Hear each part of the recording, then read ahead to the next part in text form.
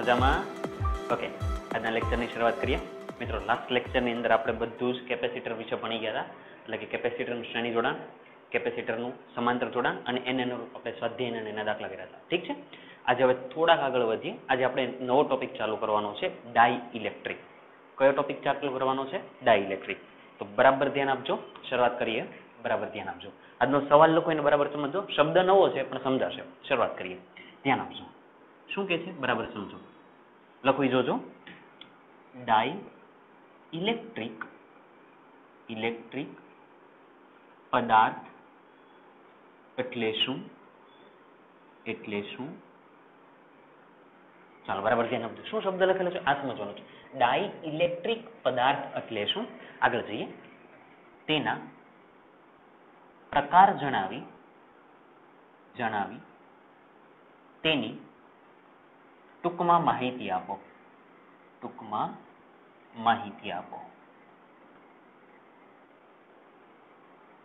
ચાલો શરૂઆત કરીએ. નવો શબ્દ છે, પહેલા આપણે આ શબ્દને સમજવાનો. મિત્રો શું લખેલું છે બરાબર વાંચો તો. શું લખેલું છે? ડાઇઇલેક્ટ્રિક. મિત્રો ડાઇઇલેક્ટ્રિક એટલે સીધી ભાષાની અંદર અવાહક. શું કહેવાય? અવાહક. ડાઇઇલેક્ટ્રિક નો મતલબ બહુ સીધી ભાષામાં જો સમજવાનો પ્રયત્ન કરીએ તો ડાઇઇલેક્ટ્રિક એટલે અવાહક. તો હવે સવાલ શું બની ગયો? અવાહક પદાર્થ એટલે શું? તેના પ્રકાર જણાવી તેની ટૂંકમાં માહિતી આપો. ઠીક છે? એટલે ડાઇઇલેક્ટ્રિક એટલે એક પ્રકારનો કેવો પદાર્થ છે મિત્રો? તો કે અવાહક પદાર્થ. લખીએ, ધ્યાન આપજો. બરાબર આન્સર લખીએ. સમજવા જેવું છે, મજા આવશે. જોજો. સૌપ્રથમ લખીએ, ડાઇઇલેક્ટ્રિક પદાર્થ એટલે શું? ડાઇઇલેક્ટ્રિક પદાર્થ એટલે એક પ્રકારનો અવાહક પદાર્થ. તો લખીએ, ડાઇઇલેક્ટ્રિક પદાર્થ એટલે અવાહક પદાર્થ. બહુ સીધી ભાષામાં કહીએ તો ડાઇઇલેક્ટ્રિક પદાર્થ એટલે એક પ્રકારનો કેવો પદાર્થ? તો કે અવાહક પદાર્થ. હવે મિત્રો સાંભળજો, આ અવાહક પદાર્થ છે પણ આનો ગુણધર્મ કેવો છે?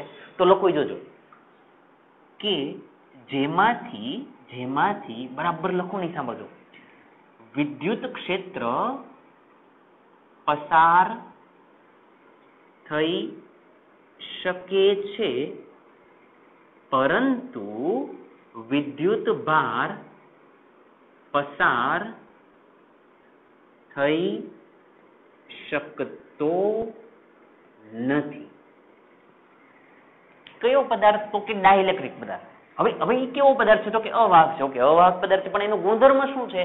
કે જેમાંથી વિદ્યુત ક્ષેત્ર પસાર થઈ શકે, વિદ્યુત ક્ષેત્ર એની અંદરથી નીકળી શકે પરંતુ વિદ્યુત ભાર પસાર થઈ શકે નહીં. જો મિત્રો હું આવું કહેવા માંગુ છું, માની લો કે આ કોઈ ડાઇઇલેક્ટ્રિક પદાર્થ છે. બહુ સીધી ભાષામાં અત્યારે સમજજો, પછી અંદરનું સમજીએ. આ કોઈ ડાઇઇલેક્ટ્રિક પદાર્થ છે તો એનો ગુણધર્મ શું? કે અહીંયા જો તમે વિદ્યુત ક્ષેત્ર આમ સમાન વિદ્યુત ક્ષેત્ર આવી રીતે જવા દીધું હોય તો વિદ્યુત ક્ષેત્ર પસાર થઈ શકે આવી રીતે, પણ અંદરથી વિદ્યુત ભાર પસાર ન થઈ શકે. એનો મતલબ કે હું એમ કહું કે અહીંયાથી પ્લસ ક્યુ વિદ્યુત ભાર નીકળ્યો અને અહીંયા ગતિ કરીને અહીંયા પ્લસ ક્યુ આવી ગયો, તો એવું ન થાય. એટલે વિદ્યુત ભાર અંદરથી ગતિ કરી શકે નહીં. કોણ જઈ શકે અંદરથી પસાર? કોણ થઈ શકે? તો કે વિદ્યુત ક્ષેત્ર. કોણ ન જઈ શકે? તો કે વિદ્યુત ભાર. આ કોનો ગુણધર્મ છે? તો કે ડાઇઇલેક્ટ્રિક પદાર્થ. ડાઇઇલેક્ટ્રિક પદાર્થ એટલે શું? તો કે એક પ્રકારનો અવાહક પદાર્થ. ક્લિયર છે? ઓકે, આગળ જઈએ. હવે શું કહે છે બરાબર ધ્યાન આપો. તેના પ્રકાર જણાવીએ. એટલે એના પ્રકાર કહેવાના કે ડાઇઇલેક્ટ્રિકના કેટલા પ્રકાર? તો મિત્રો ડાઇઇલેક્ટ્રિકના બે પ્રકાર છે. કેટલા પ્રકાર છે? બે પ્રકાર. લખીએ, જેના બે પ્રકાર છે. પહેલો પ્રકાર લખી જોજો, ધ્રુવીય ડાઇઇલેક્ટ્રિક પદાર્થ. તો ચાલો બીજો તો તમને જાતે આવડી જાય, આ નામ પરથી નથી. પહેલો પદાર્થ શું છે? ધ્રુવીય ડાઇઇલેક્ટ્રિક પદાર્થ. તો બીજો અધ્રુવીય. ચાલો બીજો લખાવો. શું લખાય? અધ્રુવીય ડાઇઇલેક્ટ્રિક પદાર્થ. કેટલા પ્રકાર ડાઇઇલેક્ટ્રિક પદાર્થના? કેટલા પ્રકાર? તો કે બે પ્રકાર, ધ્રુવીય ડાઇઇલેક્ટ્રિક અને અધ્રુવીય ડાઇઇલેક્ટ્રિક. તો હવે એનો મતલબ શું થયો? તેના પ્રકાર જણાવી તેની ટૂંકમાં માહિતી આપો. તેની ટૂંકમાં માહિતી એટલે મિત્રો તમારે હવે આ શબ્દને સમજવાના કે ધ્રુવીય ડાઇઇલેક્ટ્રિક પદાર્થ એટલે શું, અને પછી આગળનું કયું? તો કે અધ્રુવીય ડાઇઇલેક્ટ્રિક પદાર્થ એટલે શું. કેમ કે ડાઇઇલેક્ટ્રિક એટલે તો તમને સમજ પડી ગઈ કે અવાહક, પણ હવે એની આગળ ધ્રુવીય લાગી જાય તો એનો મતલબ શું થાય એને આપણે સમજવાના છે. તો બે વિશે હવે માહિતી લખવાની છે, ધ્રુવીય ડાઇઇલેક્ટ્રિક અને અધ્રુવીય ડાઇઇલેક્ટ્રિક વિશે. મિત્રો ખાલી કાંઈ જ નથી કરવાનું, એને વ્યાખ્યા લખી એને થોડા સમજાવવાના છે, એનું ઉદાહરણ આપવાનું છે અને એઝ ઇટ ઇઝ એની પણ આની પણ વ્યાખ્યા લખીને એને સમજાવવાના છે. ક્લિયર છે? શરૂઆત કરીએ અહીંયાથી શરૂઆત કરીએ ધ્રુવીય ડાઇઇલેક્ટ્રિક. નંબર 1 ચાલો નંબર 1 સમજાવીએ. ધ્રુવીય ડાઈ ઇલેક્ટ્રિક પદાર્થ. બહુ સીધી ભાષામાં સમજી દેજો મિત્રો, એકદમ સરળ છે. ધ્રુવીય એટલે જેને ધ્રુવ હોય, ધ્રુવીય એટલે જેને ધ્રુવ હોય એવો ડાઇલેક્ટ્રિક પદાર્થ.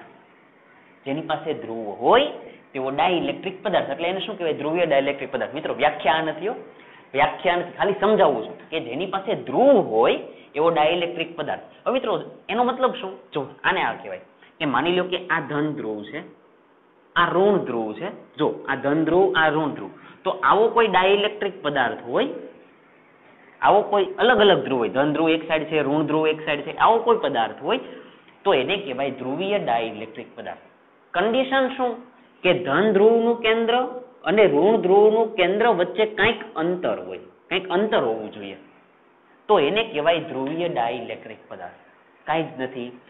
જે ડાઇલેક્ટ્રિક પદાર્થમાં ધન વિદ્યુત ભારનું કેન્દ્ર અને ઋણ વિદ્યુત ભારનું કેન્દ્ર અમુક અંતરે આવેલા હોય તો તેવા ડાઇલેક્ટ્રિક પદાર્થને ધ્રુવીય ડાઇલેક્ટ્રિક કહેવાય. કેમ? કેમ કે જો આ ધન ધ્રુવ અલગથી છે, આ ઋણ ધ્રુવ અલગથી છે, બંને વચ્ચેનું કંઈક અંતર છે, માની લો કે ડી છે, આવું કહું તો આ જે પદાર્થ બની ગયો ને એને કહેવાય ધ્રુવીય ડાઇલેક્ટ્રિક પદાર્થ. વ્યાખ્યા શું કરવાની યાદ કરાવતો? જે ડાઇલેક્ટ્રિક પદાર્થમાં ધન વિદ્યુત ભારનું કેન્દ્ર અને ઋણ વિદ્યુત ભારનું કેન્દ્ર એકબીજાથી અમુક અંતરે આવેલા હોય તેવા ડાઇલેક્ટ્રિક પદાર્થને ધ્રુવીય ડાઇલેક્ટ્રિક પદાર્થ કહે છે. ક્લિયર? લખીએ, ચાલો લખાવો. જે ડાઇલેક્ટ્રિક પદાર્થમાં લખાવો, ચાલો. જે ડાઇલેક્ટ્રિક પદાર્થમાં ધન વિદ્યુત ભારનું કેન્દ્ર અને ઋણ વિદ્યુત ભારનું કેન્દ્ર, ધન વિદ્યુત ભારનું કેન્દ્ર અને આગળ બોલો ઋણ વિદ્યુત ભારના કેન્દ્ર વિદ્યુત ભારનું કેન્દ્ર અમુક અંતરે માની લો કે અંતરને ડી કહી દો, અમુક અંતરે આવેલ હોય તો તેવા ડાઇલેક્ટ્રિક પદાર્થને ચાલો આગળ તમે પૂરી કરી દેજો તો શું કહેવાય? ધ્રુવીય ડાઇલેક્ટ્રિક પદાર્થ. જે ડાઇલેક્ટ્રિક પદાર્થમાં ધન વિદ્યુત ભારનું કેન્દ્ર અને ઋણ વિદ્યુત ભારનું કેન્દ્ર અમુક અંતરે આવેલું હોય, અહીંયા લખેલું છે, એની સ્પેશિયલ કન્ડિશન છે. હવે તમને એમ પૂછે કે આના ઉદાહરણ, તો બહુ સીધા ઉદાહરણ છે, તમને આવડે પણ છે, પણ આપણને એ ખબર નથી કે ભાઈ આને ધ્રુવીય કહેવાય કે શું કહેવાય. તો ઉદાહરણ, દાખલા તરીકે મિત્રો આવું સાંભળેલું છે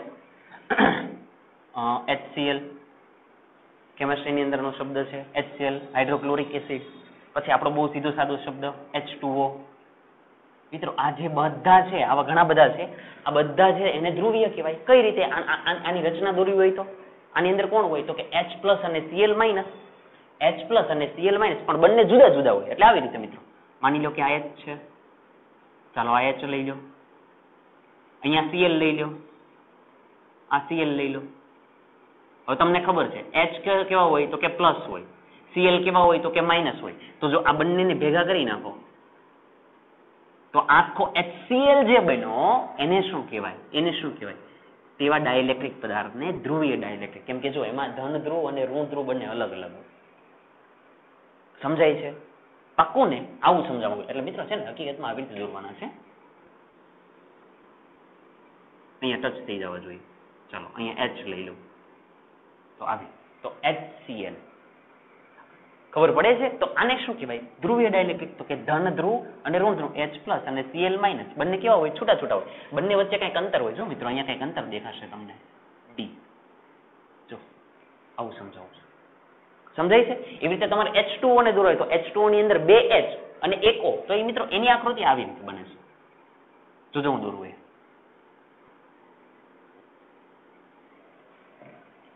બહુ વ્યવસ્થિત દોરવા પડશે.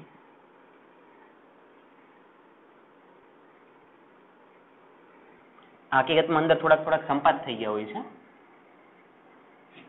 અહીંયા O, અહીંયા H લઈ લો, અહીંયા H આવી ગયા, તો તો હવે તમને ખબર છે H કેવા હોય પ્લસ હોય અને O કેવા હોય માઇનસ હોય. તો જો આ બંને વચ્ચે કંઈક અંતર થઈ ગયું.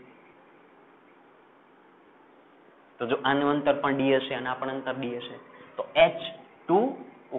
આ કોનું બંધારણ? H2O નું બંધારણ. એ પણ કેવા કહેવાય? ધ્રુવીય કહેવાય. કેમ કે ધ્રુવ બધા છૂટા છૂટા છે.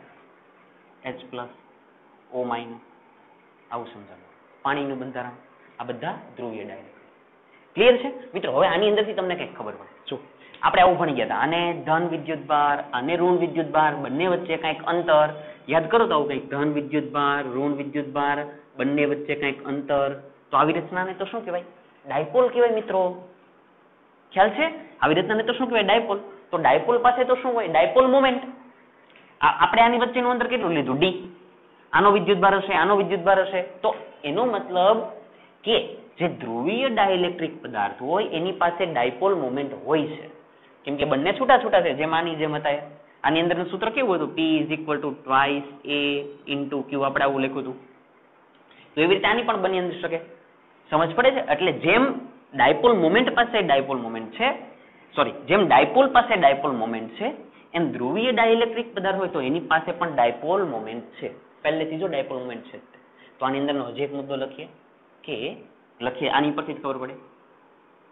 ઉપરાંત ધ્રુવીય ડાઇલેક્ટ્રિક પદાર્થ કાયમી વિદ્યુત ડાયપોલ મોમેન્ટ ધરાવે છે.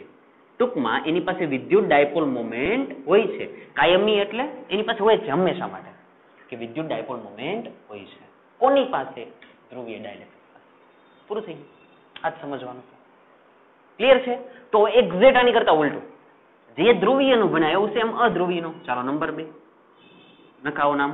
તો કે અધ્રુવીય ડાઇલેક્ટ્રિક પદાર્થ. ચાલો હવે લખાવો તો ડાયરેક્ટ તમને સમજાય જશે. આની પરથી જવાબ હતો અથવા તો આ શબ્દમાં હતો અધ્રુવીય, કે જેની અંદર ધ્રુવ હોતા નથી. મિત્રો ધ્રુવ ન હોય એવું નહીં, ધ્રુવ એકબીજા પર સંપાત થઈ ગયેલા હોય. ધ્રુવ એકબીજા પર સંપાત થઈ ગયેલા હોય. સંપાત એટલે સાંભળજો કે અહીંયા ધન ધ્રુવ છે તો એની ઉપર જ ઋણ ધ્રુવ હોય. સમજ પડે? જે ધન ધ્રુવ છે એની ઉપર જ ઋણ ધ્રુવ હોય. તો એવા એટલે કોણ? તો કે અધ્રુવીય. જો એમાં છૂટા છૂટા નથી, એક જ જગ્યાએ, એટલે આની ઉપર જ બીજા આવેલા હોય, સંપાત થઈ ગયેલા હોય. આવી રીતે એની ડિઝાઇન આવી બની જાય. જેમ પેલામાં કેમ આવી રીતે છૂટી ડિઝાઇન બનતી કે એક બાજુ પ્લસ એક બાજુ માઇનસ, કેમ કે છૂટા છે. આમાં એવું નથી, પ્લસ ને માઇનસ એકબીજાની પર જ આવેલા હોય, એટલે એને કહેવાય અધ્રુવીય. તો હવે આના પ્રમાણે વ્યાખ્યા લખી હોય તો શું લખાય? જુઓ તો જે ડાઇલેક્ટ્રિક પદાર્થમાં ધન વિદ્યુત ભારનું કેન્દ્ર અને ઋણ વિદ્યુત ભારનું કેન્દ્ર એકબીજા પર સંપાત થયેલું હોય તો તેવા ડાઇલેક્ટ્રિક પદાર્થને શું કહેવાય? અધ્રુવીય. ક્લિયર? આમાં છૂટા છૂટા હોય, આમાં ભેગા હોય. ચાલો લખીએ. જે ડાઇલેક્ટ્રિક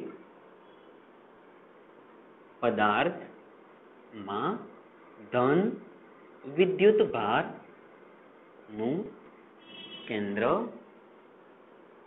અને ઋણ વિદ્યુત ભારનું કેન્દ્ર, ચાલો બોલો આગળ, એકબીજા પર સંપાત થયેલા હોય.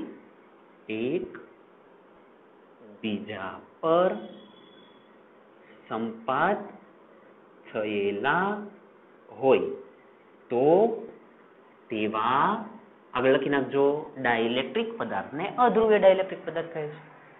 ક્લિયર છે? ચાલો આનું ઉદાહરણ લખીએ. ઉદાહરણ તરીકે H2 અથવા CO2 એના ઉદાહરણ છે. H2 CO2 આ દોરવો હોય તો મિત્રો આવી રીતે દોરાય.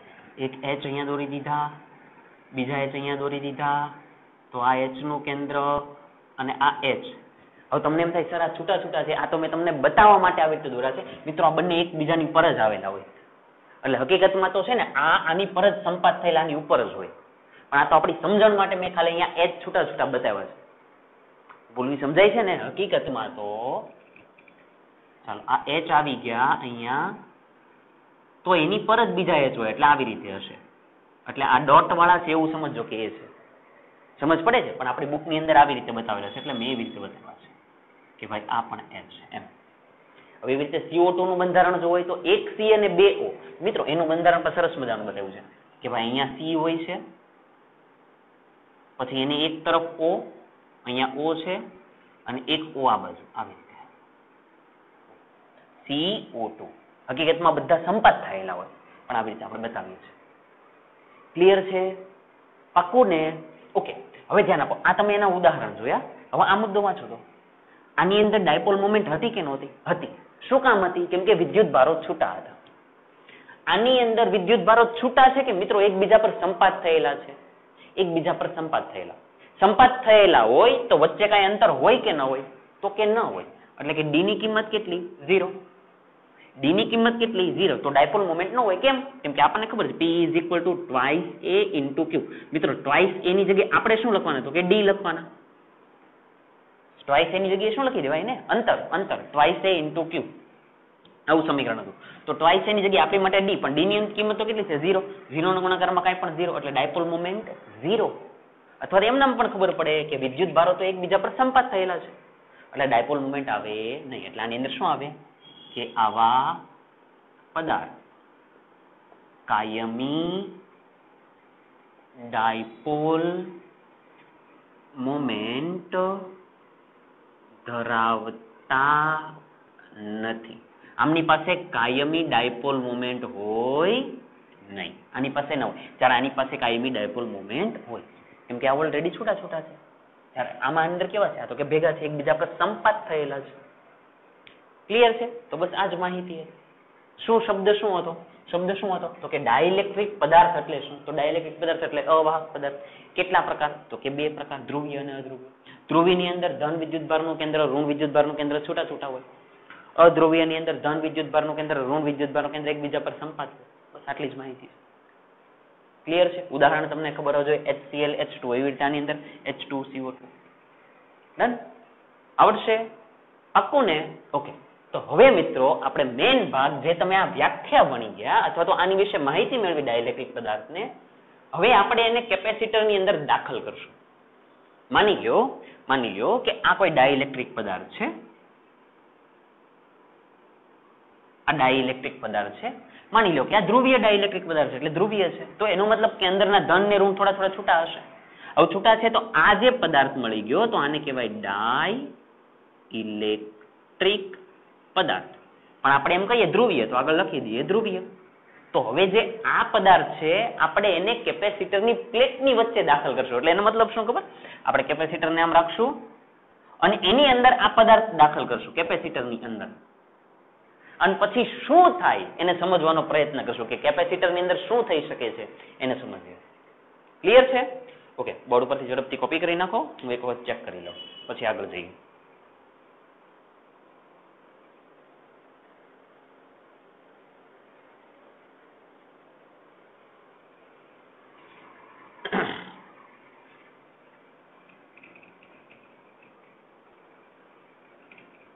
ચાલો આગળ જઈએ. બરાબર ધ્યાન આપજો, મહત્વનું સમજીએ.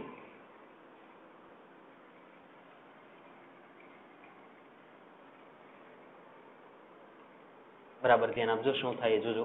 સવાલ લખો એને સમજીએ.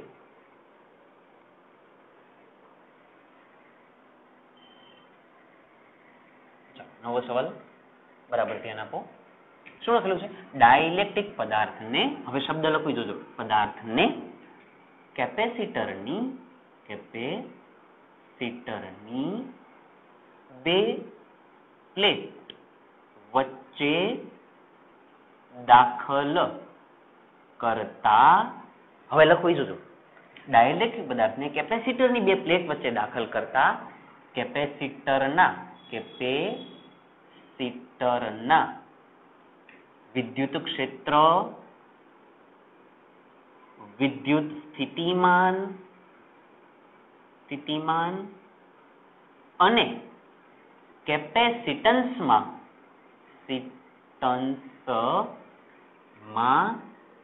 થતા ફેરફાર જણાવો. એકદમ મિત્રો અગત્યનું છે, કેમ કે આની પરથી દાખલા પણ આવશે અને આ સવાલ પણ મહત્વનો છે. શું કે છે? બરાબર ધ્યાન આપો કે ડાઇલેક્ટ્રિક પદાર્થને કેપેસિટરની બે પ્લેટ વચ્ચે દાખલ કરતા. કયો પદાર્થ? તો કે ડાઇલેક્ટ્રિક પદાર્થ. ક્યાં દાખલ કરવાનો? તો કે કેપેસિટર જે છે એની પ્લેટની વચ્ચે. બતાવો કઈ રીતે. જવાબની અંદર આપણે આકૃતિ દોરવાની જ છે, બરાબર ધ્યાન આપજો.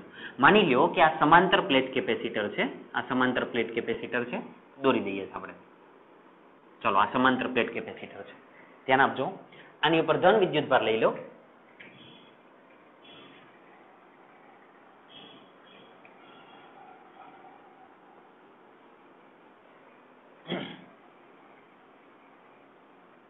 ચાલો, ઓકે.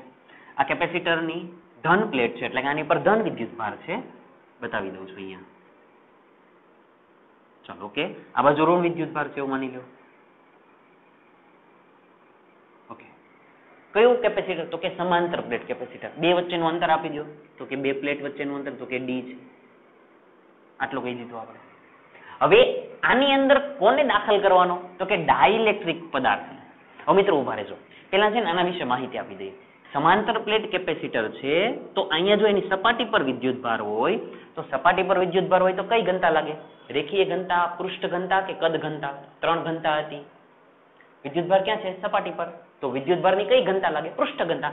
તો માની લો કે આ પ્લેટની પૃષ્ઠ ઘનતા કેટલી છે? તો કે સિગ્મા, પણ કેવી? પ્લસ. તો આ પ્લેટની પૃષ્ઠ ઘનતા સિગ્મા, પણ કેવી? માઇનસ. કેમ કે આની પર પ્લસ વિદ્યુતભાર, આની પર માઇનસ. ક્લિયર? હવે માની લો કે કેપેસિટર તમારી પાસે આવી રીતે છે અને તમને કોઈ એમ પૂછે કે આનું કેપેસિટન્સ કેટલું શરૂઆતમાં? તો ભાઈ સી છે. ઓકે. આનું વિદ્યુત સ્થિતિમાન કેટલું? તો ભાઈ વી છે. આનું વિદ્યુત ક્ષેત્ર કેટલું? તો ભાઈ ઈ છે. આવું શરૂઆતમાં આનું કેપેસિટન્સ કેટલું? તમારે સૂત્ર લખો C = એપ્સિલોન 0 A/d. એ મિત્રો આ યાદ છે ને? એને આ સૂત્ર આપણે ભણી ગયા. ઓકે.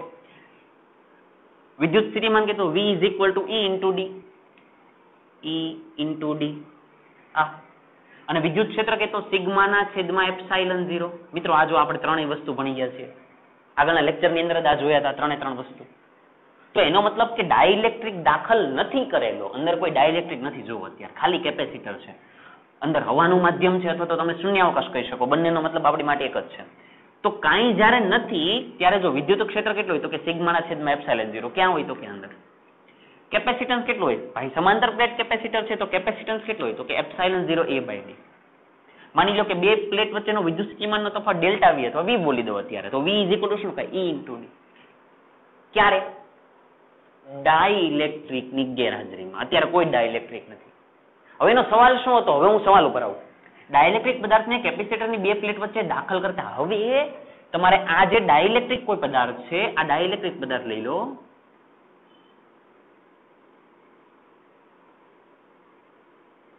આ તમે ડાઇલેક્ટ્રિક પદાર્થ લઈ લીધો, એને તમે ક્યાં મૂકી દીધો? કેપેસિટરની પ્લેટની અંદર. તો તેના વિદ્યુત ક્ષેત્ર એટલે કે આ, વિદ્યુત સ્થિતિમાન એટલે કે આ, અને કેપેસિટન્સમાં થતા ફેરફાર એ શું કહે છે કે ભાઈ તમે ડાઇલેક્ટ્રિક પદાર્થની અંદર દાખલ કરો તો આ લોકો ચેન્જ થાય કે ન થાય, અથવા તો ચેન્જ થાય તો કેવો ચેન્જ થાય? એટલે ટૂંકમાં આ શરૂઆતના તમે કહી દો E ઇનિશિયલ, શરૂઆતના C ઇનિશિયલ, V ઇનિશિયલ, શરૂઆતનું વિદ્યુત ક્ષેત્ર. તો પછી અંતે વિદ્યુત ક્ષેત્ર કેવું બને? કેવું હોઈ શકે? અંતનું કેપેસિટન્સ કેવું હોય? અંતનું વિદ્યુત સ્થિતિમાન કેવું હોય? ક્યારે? તો કે ડાઇલેક્ટ્રિક અંદર આવી ગયા પછી. તો તમારે આના જવાબ લાવવાના છે કે આ શું હોઈ શકે, આ શું હોઈ શકે, આ શું હોઈ શકે. જ્યારે નહોતા ત્યારે તો તમને ખબર છે, પણ જ્યારે આવી ગયા ત્યારે ભાઈ આના આ જ રહે છે કે જવાબ બદલાય છે? સમજાય છે? એટલે આ સમજવાનું છે આપણે કે ભાઈ કેપેસિટરની પ્લેટની વચ્ચે ડાઇલેક્ટ્રિક પદાર્થ તમે દાખલ કરો તો આ વિદ્યુત ક્ષેત્રમાં કઈ ફેરફાર થાય કે ન થાય? જો થાય છે તો અહીંયા જવાબ શું હોય? એઝ ઇટ ઇઝ આમાં, એઝ ઇટ ઇઝ આમાં. સમજ પડી? તો બસ આપણે આ સમજવાનું છે. ક્લિયર? ઓકે. શરૂઆત કરીએ. આકૃતિ આપણે દોરવાની જ છે. હવે આની અંદર આવી જાવ. ચાલો સમજીએ. જો વિદ્યુત ક્ષેત્ર કેટલું હોય શરૂઆતમાં? એ તો ખબર છે ને, ડાઇલેક્ટ્રિક આ પદાર્થ ન હોય તો એની ગેરહાજરીમાં વિદ્યુત ક્ષેત્ર તો કે sigma by epsilon 0, capacitance epsilon 0 A/d, વિદ્યુત સ્થિતિમાન D = ED. ઓકે. ચાલો આગળ જઈએ. ઓકે. લખીએ આની અંદર, બરાબર ધ્યાન આપો. ચાલો બરાબર ધ્યાન આપજો. પહેલા ડાઇલેક્ટ્રિકની ગેરહાજરીની અંદર વાત કરીએ તો આકૃતિમાં એક કેવું કેપેસિટર આપણે દર્શાવ્યું છે? તો કે સમાંતર પ્લેટ કેપેસિટર. એક આકૃતિમાં સમાંતર પ્લેટ કેપેસિટર દર્શાવેલ છે. મિત્રો શાંતિથી ધ્યાન આપજો, દર્શાવેલ છે. જેમાં બે પ્લેટ વચ્ચેનું અંતર તો કે ડી છે. જેમાં બે પ્લેટ વચ્ચેનું અંતર તો કે કેટલું છે? તો કે સ્મોલ ડી છે. પ્લેટનું ક્ષેત્રફળ, પ્રત્યેક પ્લેટનું ક્ષેત્રફળ તો કે કેપિટલ એ જેટલું છે. ખ્યાલ છે ને આ બધી વસ્તુ? તો આ ઇનિશિયલ આપણી ધારણા હોય છે કે આનું ક્ષેત્રફળ એ છે, તો આ પ્લેટનું ક્ષેત્રફળ પણ કેટલું? એ છે. પછી આની પૃષ્ઠ કેટલી? તો કે સિગ્મા પ્લસ, તો આની કેટલી? Sigma minus. એ બધું લખી દેવાનું. અહીં દરેક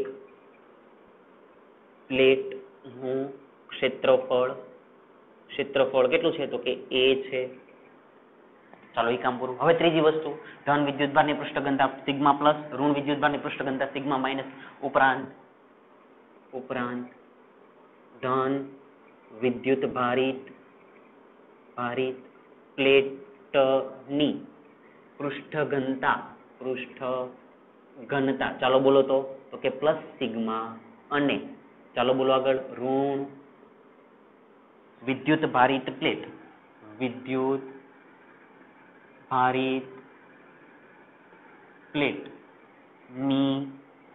કઈ ઘનતા? તો કે વિદ્યુત ભારની કઈ ઘનતા? પૃષ્ઠ ઘનતા તો કે કેટલી છે? તો કે માઇનસ સિગ્મા છે. ખબર પડે છે? આવું સમજાવું. એટલે આ તમે શરૂઆતની બધી જે કઈ ધારણા આપણી હતી આપણે લખી દીધી. હવે તમે શું કર્યું? તો કે ત્યારબાદ કોઈ એક ડાઇલેક્ટ્રિક પદાર્થની અંદર તમે દાખલ કર્યો, તો ડાઇલેક્ટ્રિક પદાર્થનો જે અચળાંક હોય મિત્રો એને દર્શાવાય કે વડે. કોના વડે દર્શાવાય? કે વડે. તો હવે હું લખું નહીં, જોજો. હવે કે જેટલો ઇલેક્ટ્રિક અચળાંક ધરાવતા ડાઇલેક્ટ્રિક પદાર્થને, આની જે કિંમત છે એ કેટલી છે? તો કે કે જેટલી. એમ તો કે જેટલો ડાઇલેક્ટ્રિક અચળાંક ધરાવતા ડાઇલેક્ટ્રિક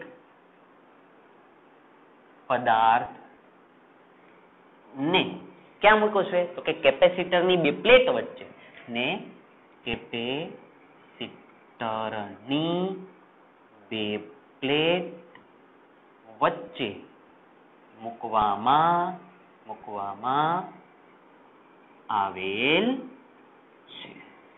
શરૂઆતમાં કોઈ છે નહીં, અને થોડી વાર પછી તમે કોને મૂક્યા? તો કે જેટલો ડાઇલેક્ટ્રિક અચળાંક ધરાવતો ડાઇલેક્ટ્રિક પદાર્થને.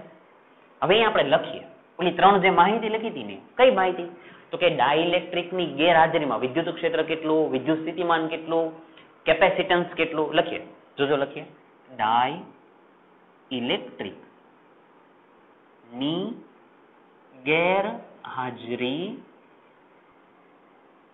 હાજરીમાં કઈ વસ્તુ? તો કે વિદ્યુત ક્ષેત્ર લખીએ, તો કે વિદ્યુત ક્ષેત્ર કેટલું હોય? વિદ્યુત ક્ષેત્ર E is equal two E0 વડે દર્શાવી દો. પ્રારંભનું છે જે કઈ સંજ્ઞા આપો એનો કોઈ વાંધો નથી. સિગ્મા છેદમાં એપ્સાઇલન 0 શરૂઆતના એમ. ચાલો વિદ્યુત ક્ષેત્ર આટલું હોય. પછી તો કે વિદ્યુત સ્થિતિમાન બોલો તો વિદ્યુત સ્થિતિમાનને V0 કહી દઉં તો શરૂઆતનું E0 ઇન્ટુ ડી. ખબર પડે છે ને? V is equal two E into D. શરૂઆતના એટલે V0 E0 ડી, બંને વચ્ચેનું અંતર. અને હવે શું લખીએ? કેપેસિટન્સ. ડાઇલેક્ટ્રિક નથી ત્યારે કેપેસિટન્સ નું સૂત્ર તો કે C0 is equal two epsilon 0A upon D. ક્યારે? ડાઇલેક્ટ્રિકની ગેરહાજરીમાં. મિત્રો આને ધ્યાનમાં રાખજો. હવે તમે જેવા ડાઇલેક્ટ્રિકની અંદર દાખલ કરી દીધા એટલે શું થાય? હવે એને સમજો, ધ્યાન આપજો કે આની અંદર શું હવે થવાનું છે. ધ્યાન આપો. પેલા આકૃતિમાં સમજીએ પછી લખીએ. જોજો મિત્રો, આ ડાઇલેક્ટ્રિક પદાર્થ છે તો કે છે, તો એની અંદર એના ધન અને ઋણ હશે તો કે હોય. થોડી વાર પહેલા જોયા હતા. ઓકે, તો એ મૂકી દીધા. હવે મિત્રો સમજો, આ કઈ પ્લેટ છે? ધન પ્લેટ. તો ધન પ્લેટ છે તો એ આના ડાઇલેક્ટ્રિકના કોને ખેંચે? તો કે ઋણ વિદ્યુતભારને. આ ઋણ પ્લેટ છે તો એ ડાઇલેક્ટ્રિક પદાર્થના કયા વિદ્યુતભારને ખેંચે? તો કે ધનને. તો થોડા સમય બાદ શું થઈ શકે કે અહીંયા બધા ઋણ જમા થઈ જાય, અહીંયા બધા કોણ જમા થઈ જાય? તો કે ધન જમા થઈ જાય. એનો મતલબ શું થયો કે ધન પ્લેટ તરફ ડાઇલેક્ટ્રિક પદાર્થમાં ઋણ વિદ્યુતભાર અને કેપેસિટરની ઋણ પ્લેટ તરફ ડાઇલેક્ટ્રિક પદાર્થમાં ધન વિદ્યુતભાર શું થાય? જમા થાય. જો આ ધન છે તો એ આના કોને પકડશે? તો કે ઋણને, એટલે એને ખેંચીને ભેગા લાવવાના આ બાજુ પ્રયત્ન કરશે. એવી રીતે આ ઋણ પ્લેટ છે તો એ ડાઇલેક્ટ્રિક પદાર્થના કોને પકડે? તો કે ધનને, એટલે એને આ બાજુ ખેંચશે. તો એક સમય કેવો થાય કે ભાઈ આના જેટલા પણ ઋણ હશે એ બધા અહીંયા આવી જાય, આના જેટલા પણ ધન હશે એ બધા અહીંયા આવી જશે. તો મતલબ શું થયો કે કેપેસિટરની ધન પ્લેટ છે એની તરફ ડાઇલેક્ટ્રિક પદાર્થના કયા વિદ્યુતભાર જમા થયા? તો કે ઋણ વિદ્યુત. અને કેપેસિટરની ઋણ પ્લેટ તરફ ડાઇલેક્ટ્રિક પદાર્થમાં કયા વિદ્યુતભાર જમા થયા? તો કે ધન વિદ્યુતભાર જમા થયા. ક્લિયર? હવે મિત્રો મારી વાત સાંભળજો બરાબર. જો અહીંયા વિદ્યુતભાર જમા થયા એટલે વિદ્યુતભાર આવી ગયા, પેલા નહોતા, ઉત્સર્જિત થયા, તો એની પૃષ્ઠ ઘનતા, જો અહીંયા સપાટી પર જ વિદ્યુતભાર આવી ગયા તો એની પૃષ્ઠ ઘનતાને કહી દઉં સિગ્મા આઈ. અહીંયા કોણ છે? ઋણ, તો અહીંયા ઋણ એમ. હવે એવી રીતે આ સપાટીની પૃષ્ઠ ઘનતા લખી હોય તો સિગ્મા આઈ પણ કેવા? પ્લસ. આ મિત્રો આઈ નો મતલબ ઇન્ડ્યુસ એટલે ઉત્સર્જિત થયેલા, હકીકતમાં હતા નહીં, અહીંયા પ્રેરિત થઈને આવ્યા છે. કે અહીંયા પ્લસ છે એટલે પ્રેરિત થઈને માઇનસ આ બાજુ આવ્યા, આ માઇનસ છે એટલે પ્રેરિત થઈને આ બાજુ આવ્યા, એટલે એને મેં શું નામ આપ્યું? સિગ્મા આઈ. ક્લિયર છે? પાક્કું ને? ચાલો હવે છે ને આપણે આનું વર્ણન કરીએ. ક્લિયર? ચાલો લખીએ. પેલો મુદ્દો લખાવો તો મને. કેપેસિટરની ધન પ્લેટ પાસે ડાઇલેક્ટ્રિકમાં કયા વિદ્યુતભાર જમા થાય છે? ડાઇલેક્ટ્રિકની સપાટી પાસે ઋણ વિદ્યુતભાર. ચાલો લખાવો. હવે આકૃતિમાં દર્શાવ્યા પ્રમાણે કેપેસિટરની પ્લેટ વચ્ચે કોને દાખલ કરતા? તો કે ડાઇલેક્ટ્રિકને દાખલ કરતા. પ્રમાણે કેપેસિટરની બે પ્લેટ વચ્ચે તમે કોને દાખલ કર્યા? તો કે ડાઇલેક્ટ્રિક પદાર્થને. ડાઇલેક્ટ્રિક પદાર્થને દાખલ કરતા. ચાલો હવે લખાવો. કેપેસિટરની ધન પ્લેટ તરફ ડાઇલેક્ટ્રિક પદાર્થની સપાટી પર કયા વિદ્યુતભાર? ઋણ વિદ્યુતભાર દાખલ કરતા. કેપેસિટરની કઈ પ્લેટ તરફ? તો કે ધન પ્લેટ તરફ ડાઇલેક્ટ્રિક પદાર્થની સપાટી પર કયા વિદ્યુતભાર આવી ગયા? તો કે ઋણ વિદ્યુતભાર. ઋણ વિદ્યુતભાર જમા થાય છે.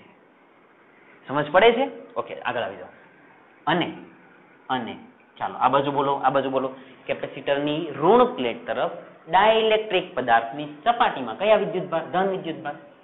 અને કેપેસિટરની કઈ પ્લેટ તરફ? તો કે ઋણ વિદ્યુતભારિત પ્લેટ તરફ. ચાલો બોલો. ડાઇલેક્ટ્રિક પદાર્થમાં સપાટી પર ધન વિદ્યુતભાર, પ્લેટ તરફ ડાઇલેક્ટ્રિક પદાર્થમાં સપાટી પર ચાલો બોલો કયા વિદ્યુતભાર? ધન વિદ્યુતભાર જમા થાય છે. ક્લિયર છે આટલું? એટલે જો તમને જે દેખાય છે એ જ તમે લખો છો. હવે આગળ લખીએ. અહીં ઋણ આ ધન વિદ્યુતભારિત જે પ્લેટ હતી એની પૃષ્ઠ ઘનતા કેટલી હતી? Sigma plus. અને ઉત્સર્જિત વિદ્યુતભારની પૃષ્ઠ ઘનતા? તો કે સિગ્મા આઈ માઇનસ. ખબર પડે છે? આ કયા? ઉત્સર્જિત થયેલા છે. ઠીક છે? અહીં ઉત્સર્જિત એટલે પ્રેરિત વિદ્યુતભારની પૃષ્ઠ ઘનતા. કયા? પ્રેરિત વિદ્યુતભારની પૃષ્ઠ ઘનતા કઈ છે? તો કે સિગ્મા માઇનસ અને સિગ્મા પ્લસ. વિદ્યુતભારની પૃષ્ઠ ઘનતા સિગ્મા માઇનસ અને સિગ્મા ઇન્ડ્યુસ પ્લસ મળે છે. કઈ પૃષ્ઠ ઘનતા મળી? તો કે માઇનસ સિગ્મા. માઇનસ શું કામ? તો કે ઋણ વિદ્યુતભાર છે. Plus sigma. શું કામ? તો કે અહીંયા પ્લસ છે એટલે અહીં લખો, અહીં પ્રેરિત વિદ્યુતભારની પૃષ્ઠ ઘનતા કઈ છે? તો કે સિગ્મા આઈ માઇનસ અને સિગ્મા આઈ પ્લસ. જો આમ ક્લિયર? ઓકે, હવે આની અંદર આવી જઈએ, આકૃતિમાં સમજ. મિત્રો મને ધ્યાન આપો તો, જવાબ આપજો. આ કયો વિદ્યુતભાર? તો કે ધન. આ કયો વિદ્યુતભાર? તો કે ઋણ. ઓકે, હવે જોજો કેપેસિટરની અંદર જ્યારે ડાઇલેક્ટ્રિક પદાર્થ માની લો કે ન હોય, નથી, ત્યારે આ કયો વિદ્યુતભાર? તો કે ધન વિદ્યુતભાર. આ કયો વિદ્યુતભાર? તો કે ઋણ વિદ્યુતભાર. તો વિદ્યુત ક્ષેત્ર કઈ તરફ જાય? તો કે જો આ બાજુ, હે ને? તો બતાવું છું, જોજો કે ભાઈ વિદ્યુત ક્ષેત્ર આ બાજુ જાય, આવી રીતે જતું હોય ધન થી ઋણ તરફ. ક્યારે? ડાઇલેક્ટ્રિકની ગેરહાજરીમાં. ડાઇલેક્ટ્રિકની ગેરહાજરીમાં વિદ્યુત ક્ષેત્ર સિગ્મા બાય એપ્સાઇલન 0. સિગ્મા કયા? તો કે આ, અને એપ્સાઇલન 0 એટલે શૂન્યાવકાશની પરમિટિવિટી. એ તમે લખા એટલે એને અનુરૂપ. તો જ્યારે ડાઇલેક્ટ્રિક નહોતો ત્યારે જો આવી રીતે જતા હશે વિદ્યુત ક્ષેત્ર. બરાબર ધ્યાન આપજો, જોજો હું શું કરવાનો છું, સમજજો બરાબર. આ બધું ડાઇલેક્ટ્રિકની ગેરહાજરીમાં છે, કે જ્યારે નથી, અંદર કોઈ નથી ત્યારે. સરસ મજાનું તમને એક વસ્તુ દેખાશે અંદર.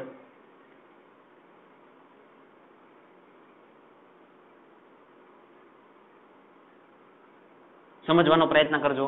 જોજો ડાઇલેક્ટ્રિકની ગેરહાજરીમાં વિદ્યુત ક્ષેત્ર બધું આમ ગયું. એ વિદ્યુત ક્ષેત્રને તમે શું નામ આપ્યું? તો કે E0. એટલે એનો મતલબ કે આ જે વિદ્યુત ક્ષેત્ર છે એને તમે E0 નામ આપ્યું હતું. હવે સાંભળો, તમે જેવા ડાઇલેક્ટ્રિક પદાર્થની અંદર દાખલ કર્યા તો એની લીધે શું થયું? તો કે આ બાજુ ધન થયા ને આ બાજુ ઋણ થયા. તો ઈ વિદ્યુત ક્ષેત્રને કારણે અંદર બીજું વિદ્યુત ક્ષેત્ર મળ્યું. કઈ રીતે? જો ધન થી ઋણ. જો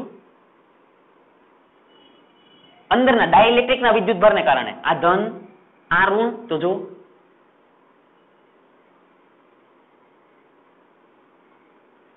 સમજાય છે? ઓકે, હજી જોઈએ, જોજો. દરેક માટે બતાવીએ છીએ.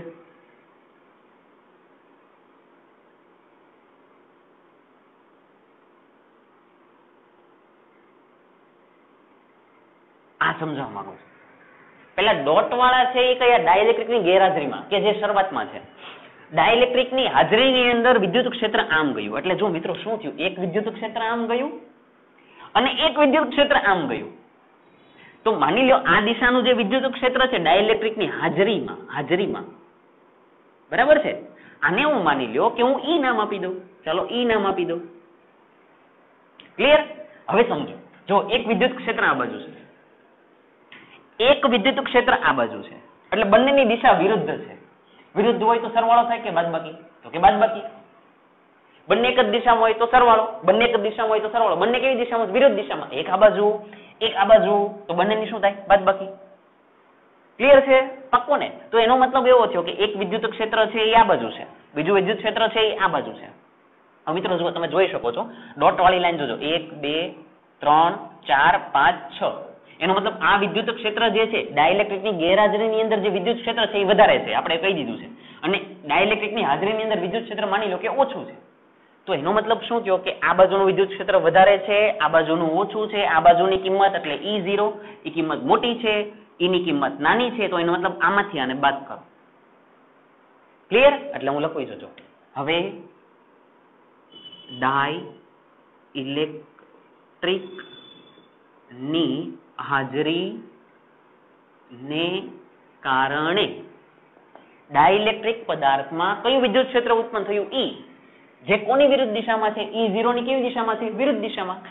ડાઇલેક્ટ્રિકની હાજરીને કારણે તેમાં E જેટલું વિદ્યુત ક્ષેત્ર પ્રેરિત થાય છે, જે બાહ્ય વિદ્યુત ક્ષેત્ર E0 ની કેવી દિશામાં છે? તો કે વિરુદ્ધ દિશામાં. વિદ્યુત ક્ષેત્રની વિરુદ્ધ દિશામાં છે.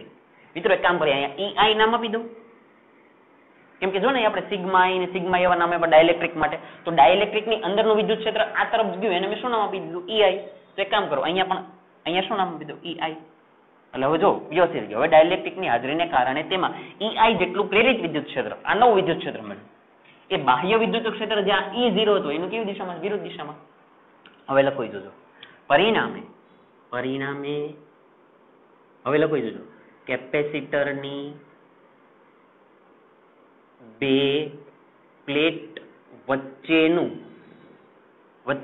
લખી જોજો પરિણામી વિદ્યુત ક્ષેત્ર કયા મોટા છે? આ સાઈડ વાળા મોટા છે, આ સાઈડ વાળા નાના છે. મોટા છે એ કયા? તો કે E0. નાના છે એ કયા છે? તો કે EI. એ બંનેની શું કરી? તો કે બાદબાકી કરી.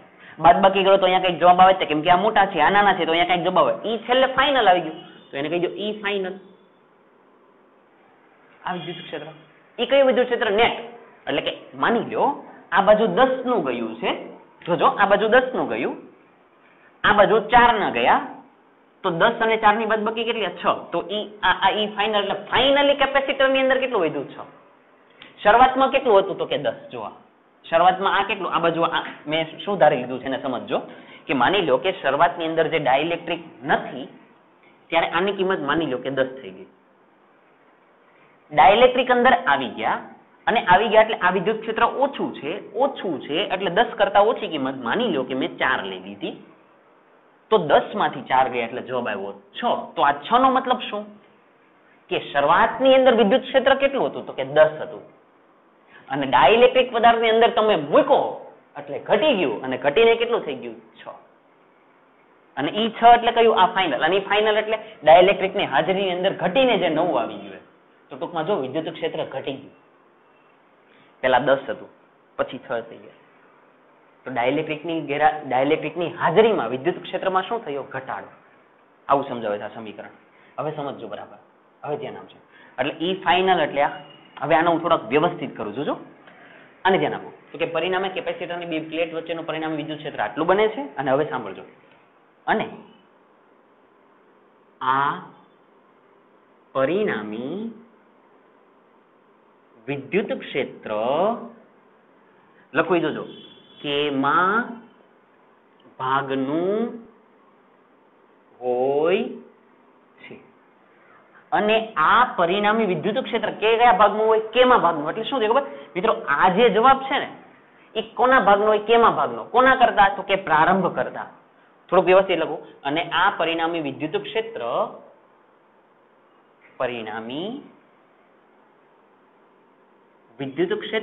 લખી જોજો એ બાહ્ય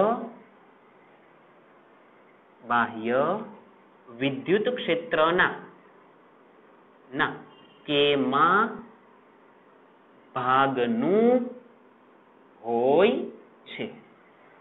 અને આ પરિણામી વિદ્યુત ક્ષેત્ર એટલે કે આ એ બાહ્ય વિદ્યુત ક્ષેત્ર એટલે E0 ના કેમાં ભાગનું એટલે E0 ભાગ્યા કે. કોની જગ્યાએ? આની જગ્યાએ. અહીંયા લખીને સમજાવો, ધ્યાન આપજો. ચાલો મિત્રો ઝડપથી કોપી કરી નાખો,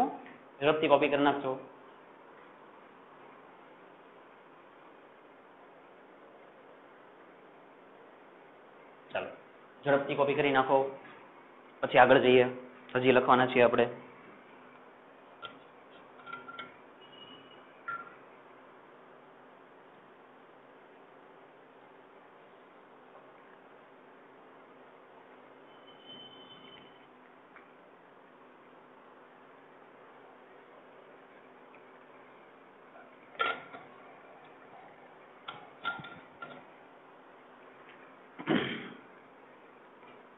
ચાલો ધ્યાન આપજો. અહીંયાથી આપણે આગળ જઈએ છીએ. શું સમજીએ છીએ હું આગળ લખતો જાઉં છું. મિત્રો હું છે ને આ ભાગ સાફ કરી નાખું છું. અહીંયાથી અહીંયા સુધીનો ભાગ સાફ કરી નાખું છું, હે ને? એને અત્યારે હવે જરૂર નથી. ચાલો ઓકે, આકૃતિ એમનામ જ છે. ઓકે ચાલો ધ્યાન આપજો બરાબર.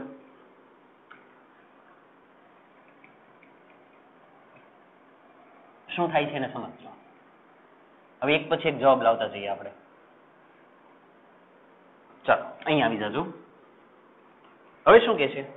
અને આ પરિણામી વિદ્યુત ક્ષેત્ર એટલે કે આ એ બાહ્ય વિદ્યુત ક્ષેત્રના કેમાં ભાગનું? બાહ્ય વિદ્યુત ક્ષેત્ર એટલે E0. એટલે બાહ્ય વિદ્યુત ક્ષેત્ર એટલે E0 એને કરતા કેટલામાં ભાગનું? તો કે કેમાં ભાગનું હોય છે. આ છે કેમાં ભાગનું હોય છે, એટલે આની જગ્યાએ તમે હકીકતમાં આ લખા અને આ સાઈડનો ભાગ તો બેઠો જ તે, તો લખી દો ઓકે E0 માઇનસ EI, આ તો હતા જ તે, આ સાઈડ તો હતો જ તે, અને આ જે ભાગ છે એની જગ્યાએ તો આવું થઈ જાય છે, તો એ તમે બતાવી દીધા. અને આ કે કયા મિત્રો, કે જે અંદર આ હતા એ કેની કિંમત માની લો કે 3 આપી હોય, તમને પહેલેથી 3 કહી દીધું કે કેની કિંમત 3, એટલે આ કે ની જગ્યાએ 3, એટલે અહીંયા 3 હોય. ક્લિયર? ચાલો ઓકે, હવે ધ્યાન આપજો, બરાબર ધ્યાન આપજો મિત્રો. તમારે એક જવાબ આવી ગયો છો. જોજો, ડાઇલેક્ટ્રિકની ગેરહાજરીમાં વિદ્યુત ક્ષેત્ર કેટલું, તો કે E0. ડાઇલેક્ટ્રિકની હાજરીમાં જો E0/K અહીંયા લખેલું છે જો, અને આ પરિણામી વિદ્યુત ક્ષેત્ર એટલે આ ઈ ડાઇલેક્ટ્રિકની હાજરીમાં વિદ્યુત ક્ષેત્ર એ બાહ્ય વિદ્યુત ક્ષેત્ર કરતા કેટલામાં ભાગનું થઈ જાય, તો કે કેમાં ભાગનું. કેમાં ભાગનું એટલે કે શરૂઆતમાં E0 હોય તો ફાઇનલ જવાબ તમારો શું આવે, E0/K. એક જવાબ તો આવી જ ગયો છે આપણો. ઓકે, હવે આનું ખાલી હું સાદુરૂપ આપી દઉં, જોજો ધ્યાન આપજો, થોડુંક સાદુરૂપ આપી દઉં, જોજો. ઓકે, ચાલો જોઈએ મિત્રો, આ શું છે E0. E0 ની કિંમત લખો તો કે σ/ε0. ચાલો લખી દો તો કે σ/ε0 into K is equal to, ચાલો E0 ની જગ્યાએ તો કે σ/ε0 માઇનસ EI. EI એટલે ઇન્ડ્યુસ, આ અથવા આપણે પ્લસ વાળા જ લખીએ, માઇનસ વાળા શું કામ લખીએ, પ્લસ વાળા જ છે. તો EI ને અનુરૂપ શું લખાય, તો કે σI/ε0. સમજ પડે છે? વિદ્યુત ક્ષેત્ર σI/ε0. ચાલો હવે એક કામ કરીએ કે ભાઈ માની લો કે મારે σI ને શોધવા છે. કોને શોધવા છે? σI ને. તો આ પદ માઇનસ, આ બાજુ જાય તો પ્લસ, અને આ પદ પ્લસ, આ બાજુ આવે તો માઇનસ. ચાલો કરો, આ પદ માઇનસ, આ બાજુ જાય તો પ્લસ, તો શું થાય, σI/ε0 ઇઝ ઇક્વલ ટુ, આ પદ પ્લસ, આ બાજુ જાય તો માઇનસ, આ તો હોતા જ તે, σ/ε0 પ્લસ, આ બાજુ આવે તો માઇનસ, માઇનસ σ/ε0 into K. જો આવો હવે મિત્રો, બધામાંથી જો નીચેથી ε0 તો નીકળી જશે હે ને, તો આને કેન્સલ કરી નાખો. તો આ પદ શું આવે જોજો બરાબર, તો કે આ બાજુ આવ્યા σI, ઓકે, જેને આપણે શોધવા હતા. આ બંનેમાંથી જો સિગ્મા કોમન નીકળી જાય, નીચે આમાં તો કઈ છે જ નહીં, આમાંથી સિગ્મા કોમન નીકળી ગયા, તો બ્રેકેટમાં શું વધે, આમાં કોઈ છે જ નહીં, સિગ્મા બહાર નીકળી ગયા તો 1 માઇનસ સિગ્મા નીકળી ગયા, નીચે K છે એટલે 1/K. મિત્રો આ તમને કંઈક નવી ખબર પડી. શું કે તમને સિગ્માની કિંમત માની લો કે ખબર છે, આ સિગ્માની કિંમત માની લો કે તમને ખબર છે, તો એની પરથી જો તમને σI પણ મળી જાય. સમજ પડે છે? માની લો કે આ સિગ્માની કિંમત તમને આપી દીધી કે ભાઈ 5 × 10⁻⁸ કુલમ પર મીટર સ્ક્વેર, આવી કિંમત આપી દીધી છે. કોની? સિગ્માની, પૃષ્ઠ ઘનતાની. અને તમને એમ કે પ્રેરિત પૃષ્ઠ ઘનતા શોધો, તો કઈ નહીં કરવાનું, સૂત્ર શું, પ્રેરિત એટલે σI = σ એટલે 1 - 1/K. K એટલે ડાઇલેક્ટ્રિક અચળાંકની કિંમત કે, માની લો કે 3 આપી તો અહીંયા 3 લખો, સિગ્માની કિંમત આ લખો, તો જો મિત્રો σI ની કિંમત મળી જાય. આપણે મૂલ્ય શોધીએ છીએ એટલે માઇનસ ને ધ્યાનમાં નહીં લેતા. જો ખબર પડે છે? તો પ્રેરિત પૃષ્ઠ ઘનતાનું સમીકરણ શું છે, તો કે σI = σ કૌંસમાં 1 - 1/K. આને ધ્યાનમાં રાખજો મિત્રો. ક્લિયર છે આટલું? પાક્કું ને? હવે આગળ જઈએ. આમાં આપણું કયું કયું કામ પત્યું એ તમને ખ્યાલ છે? જો કરતા કેપેસિટરનું વિદ્યુત ક્ષેત્ર, એટલે વિદ્યુત ક્ષેત્રનો તમારો આ એક જવાબ થયો કે વિદ્યુત ક્ષેત્ર પ્રારંભ કરતા કેમાં ભાગનું થઈ જાય. જો અહીંયાથી ખબર પડે કે E ફાઇનલ જે છે, હકીકતમાં E ફાઇનલ છે એની કિંમત કેટલી થાય, તો કે E0/K. એટલે વિદ્યુત ક્ષેત્ર શરૂઆતમાં E0 હોય તો એની કરતા કેમાં ભાગનું થઈ જાય. આ પહેલી વસ્તુ. બીજો શું ફરક પડે, તો કે પ્રેરિત વિદ્યુત પૃષ્ઠ ઘનતા કઈ મળે, તો કે σ કૌંસમાં 1 - 1/K. આ બીજું. હવે આને રહીએ વિદ્યુત સ્થિતિમાન. આમાં શું થાય સમજીએ. હવે ધ્યાન આપજો, જોજો ધ્યાન આપજો. પ્રારંભ વિદ્યુત સ્થિતિમાન કેટલું, તો કે V0 = E0 × D. તો અંતિમ વિદ્યુત સ્થિતિમાન લખી દેજો. હવે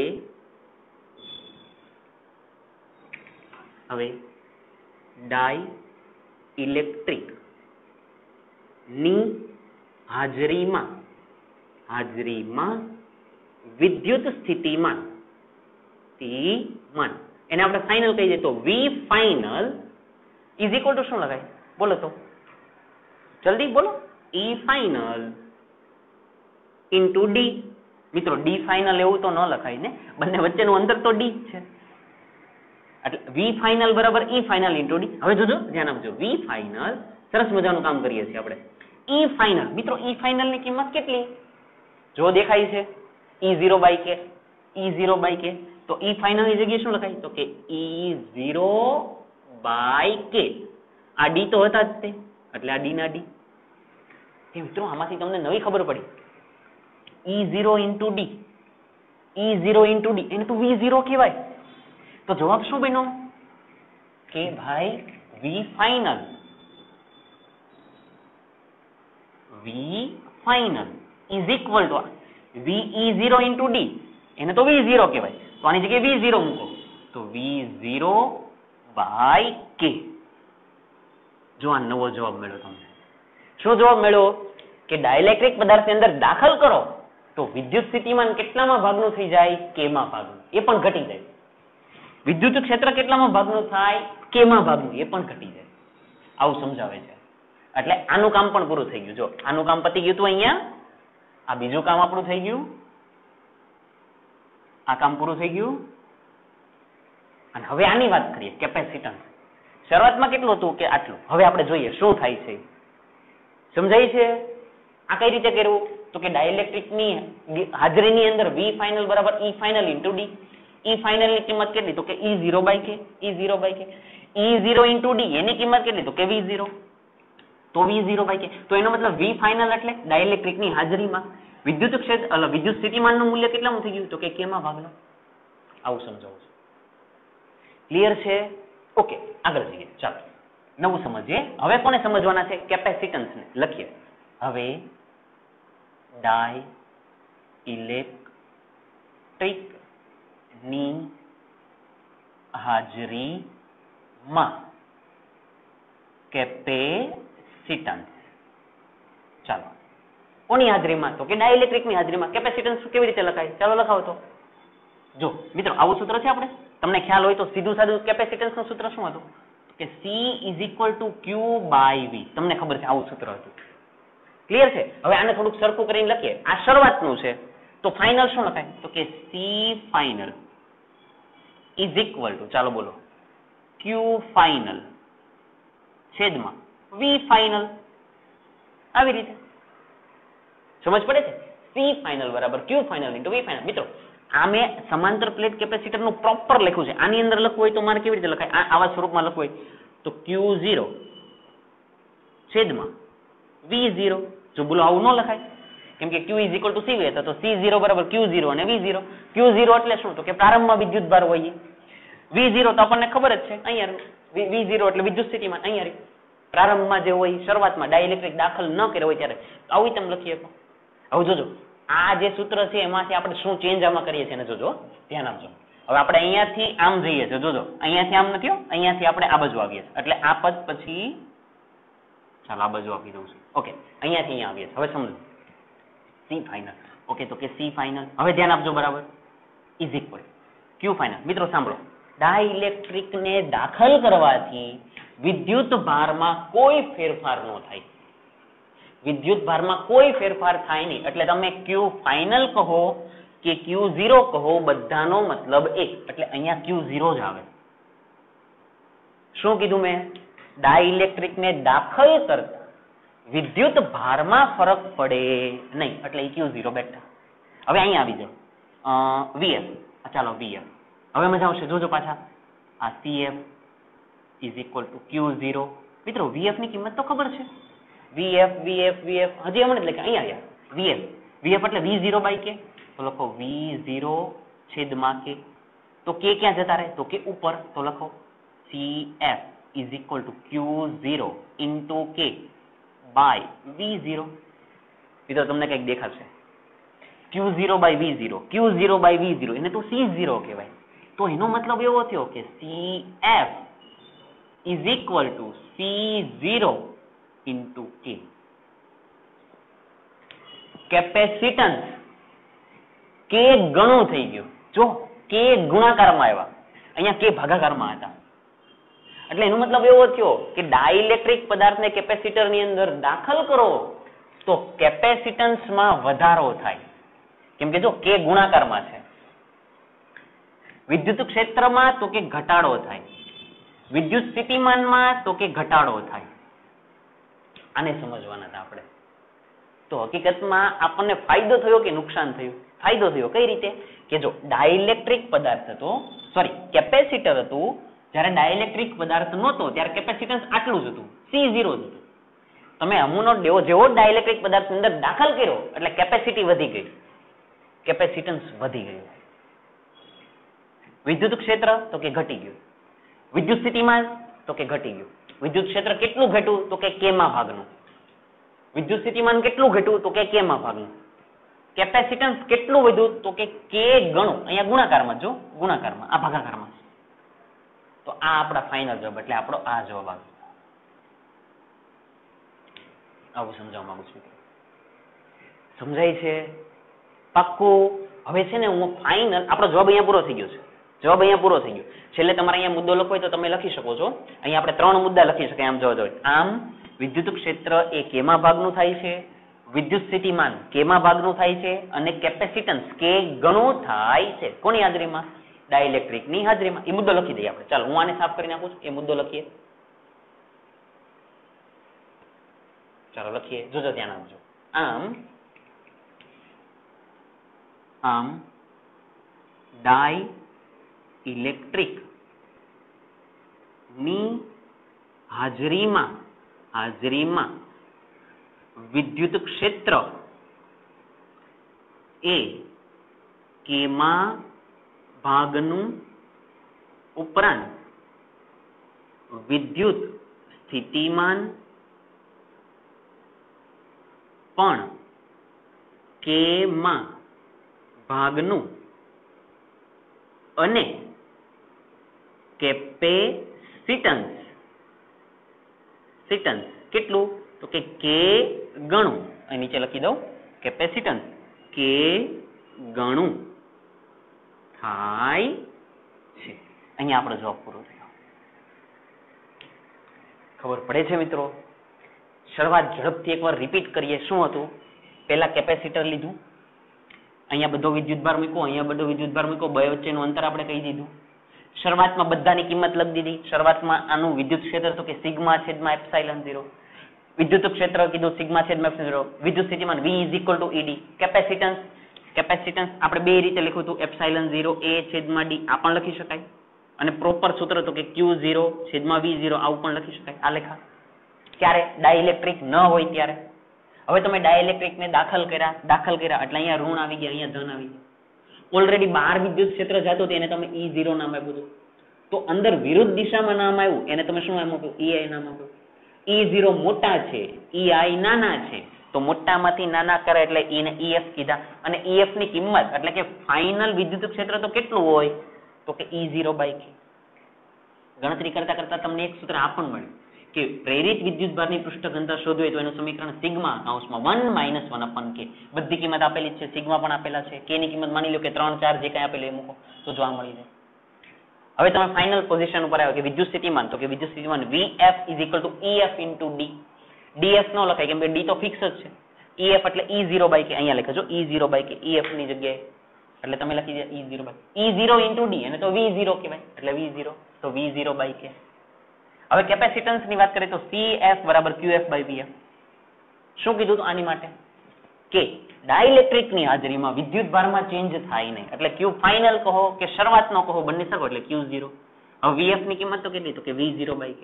V0 K ક્યાં જતા રહે? તો કે ઉપર, એટલે આ સમીકરણ. એટલે કેપેસિટન્સ કેટલા ગણું થઈ ગયું? તો કે K ગણું. હવે આપણે ખાલી આનું તારણ લખીએ. જવાબ પૂરો થઈ ગયો મિત્રો. જવાબમાં તમારે આટલું જ લખવાનું છે. તારણ શું થાય ખબર મિત્રો?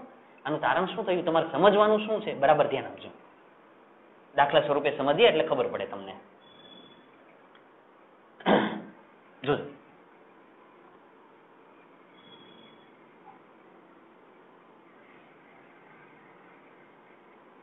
ચાલો જોજો ધ્યાન આપજો. માની લો કે કોઈ જગ્યાએ વિદ્યુત કેપેસિટરની બે પ્લેટ વચ્ચે વિદ્યુત ક્ષેત્ર તમને આપી દીધું છે 10 વોલ્ટ/મીટર. વિદ્યુત ક્ષેત્ર કેપેસિટરની બે પ્લેટ વચ્ચેનું વિદ્યુત ક્ષેત્ર આટલું આપેલું છે. એનું વિદ્યુત સ્થિતિમાન તમને આપી દીધું છે કે ભાઈ 5 વોલ્ટ અથવા તો 2 વોલ્ટ લખી દો. ચાલો 2 વોલ્ટ. 2 વોલ્ટ ક્યારે? ડાઇલેક્ટ્રિક નથી. ડાઇલેક્ટ્રિકની ગેરહાજરીની અંદર આ બધી વાત છે. તો હવે તમને એમ કે ડાઇઇલેક્ટ્રિક ની હાજરીમાં તમે વિદ્યુત ક્ષેત્ર શોધવાનું કે વિદ્યુત સ્થિતિમાન શોધવાનું કે હાજરીમાં વિદ્યુત ક્ષેત્ર, વિદ્યુત સ્થિતિમાન અને કેપેસિટન્સ આ બધું જ શોધવાનું કે તમને. કેપેસિટન્સ પણ માની લો કે શરૂઆતમાં આપી દીધું કે માની લો કે ભાઈ 4 માઇક્રોફેરાડ એનું કેપેસિટન્સ આપેલું છે. બધી કિંમત તમને પહેલેથી આપી દીધી. અને ડાઇલેક્ટ્રિક અચળાંકની કિંમત માની લો કે 3 આપેલી છે. 3 નહીં લો, 2 લઈ લો, 2 આપેલી છે. અને તમને આ બધી કિંમત શોધવાનું કહેતો આપી દીધી બધી કિંમત. ક્યારે તો કે ડાઇલેક્ટ્રિકની ગેરહાજરીમાં. કેપેસિટરની 2 પ્લેટ વચ્ચે આટલી વસ્તુ છે. હવે ડાઇલેક્ટ્રિકની હાજરીની અંદર તમને શોધવાનું કહેશે. તો જો ડાઇલેક્ટ્રિકની હાજરીમાં ઈની કિંમત, વીની કિંમત ને સીની કિંમત શોધો. તો એની કિંમત શું થાય? ચાલો બોલો. હવે મને આ ડેટા ઉપરથી આનો જવાબ આપો તો ઈનો જવાબ કેટલો આવે? ડાઇલેક્ટ્રિકની હાજરીની અંદર વિદ્યુત ક્ષેત્ર કેટલામાં ભાગનું થાય? કેમાં ભાગનું? વિદ્યુત ક્ષેત્ર હતું કેટલું? 10. કેટલામાં ભાગનું થઈ જાય? કેમાં ભાગનું? એટલે 2 એટલે 5. એટલે જવાબ આવે વોલ્ટ પર મીટર. જો વિદ્યુત ક્ષેત્ર ઘટી ગયું. એવી રીતે તમને વિદ્યુત સ્થિતિમાન કે વિદ્યુત સ્થિતિમાન પણ કેટલામાં ભાગનું થાય? કેમાં ભાગનું? વિદ્યુત સ્થિતિમાનની કિંમત કેટલી છે? 2. તો કે 2/2. તો જવાબ કેટલો આવે? 1 વોલ્ટ. તો જો વિદ્યુત સ્થિતિમાન આટલું થઈ જાય. અને એવી રીતે કેપેસિટન્સ કહેતો કે ગણો તો C બરાબર કે ગણો એટલે આ ગુણ્યા આ એટલે 4 ગુણ્યા 2 એટલે C નો જવાબ શું આવે? 8 માઇક્રોફેરાડ. જો આખી જે થિયરી હતી એનું તારણ આ છે. અહીંયા સૂત્ર લખવું હોય તો શું લખાય? અહીંયા સૂત્ર તો કે આના છેદમાં કે, અહીંયા 2 એટલે આના છેદમાં કે, અહીંયા આ બંનેનો ગુણાકાર, આ કોણ છે? 4 એટલે આ પ્રારંભના છે એટલે માની લો કે ભાઈ આપણે આવી રીતે લખીએ છીએ, આવી રીતે આપેલા છે એમ, બીજું કઈ નહીં. સમજાય છે? પાક્કું ને? તો અહીંયા સૂત્ર શું લખાય? E0/k. અહીંયા શું સૂત્ર બને? V0/k. અહીંયા શું સૂત્ર બને? C0 × k. લખી આપું? ચાલો સૂત્ર લખી દઉં છું. અહીંયા જોજો. અહીંયા તમારે સૂત્ર લખવું હોય તો શું લખાય? અહીંયા લખવું હોય તો E નું સૂત્ર E0/k. જો E0 ની કિંમત 10, k ની કિંમત 2 એટલે જવાબ આવ્યો 5. E ની જવાબ. આવી રીતે આનું સૂત્ર શું થઈ જાય? V0/k. V0 ની કિંમત 2, k ની કિંમત 2 એટલે V નો જવાબ કેટલો આવ્યો? 1. અહીંયા સૂત્ર લખવું તો શું લખાય? આ સાફ કરી નાખું છું. ચાલો અહીંયા સૂત્ર લખવું તો શું લખાય? C = C0 × k. જો તો હકીકતમાં તમારું સૂત્ર આ છે.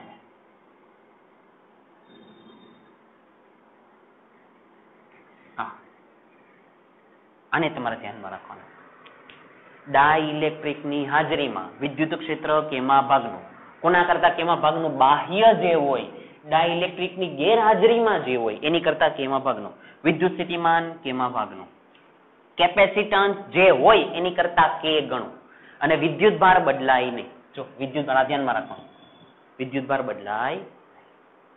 આવડશે? પાક્કું? મિત્રો આજનો લેક્ચર ખૂબ જ મહત્વનો. આ લેક્ચર ઉપરના આપણે દાખલા કરવાના છે, પણ નેક્સ્ટ લેક્ચરમાં કરવાના છીએ.